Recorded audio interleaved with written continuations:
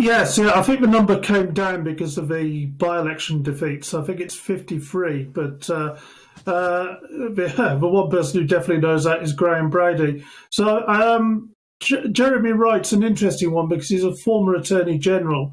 His explanation was quite a long legalistic one where he kind of half cleared the Prime Minister at least of deliberately lying to Parliament, but then said his negligence effectively meant that he was not the man who could restore public trust. And I think that now takes the publicly declared Tory MPs calling for Boris to go to 25. I'm told that there are many more behind the scenes who are not doing it publicly. And, there's actually a good chance that the threshold has already been reached and that Graham Brady will come out next Monday and declare there's going to be a vote of confidence in Boris. Yeah, quite extraordinary because, of course, he only does that, I think, when Parliament is sitting. Parliament not sitting this week, is it, David? And we have to remember, I think, when Theresa May had that vote of no confidence publicly, there was only half the number that you would expect, but that threshold was met. So is it your sense that actually there is still quite a lot of danger for the Prime Minister here? Yeah, I mean, there was a point when Sue Gray's report was published last week where there was a kind of feeling that actually things were going to move on and that he was clear.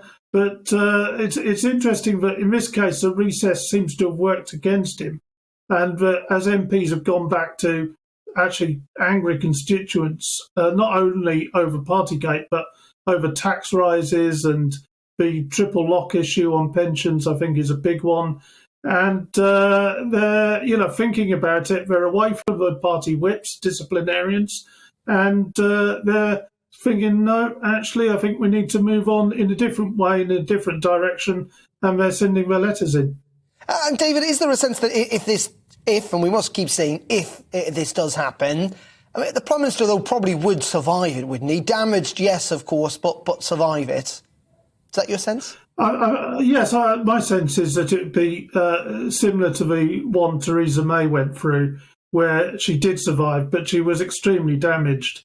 And actually, if you remember, it didn't take long, really, a month or two, for her to actually end up going. I mean, there is a theory that knocks around that because a Prime Minister has a year's grace, or a leader has a year's grace after one of these votes, that Boris might welcome a vote and win it and then be clear for a year. But the damage it can cause, especially if a high number of his MPs vote for him to go, and he can't even. I'm being told he can't even rely on his own ministers once they're in the kind of privacy of a ballot box situation. So it's a difficult one.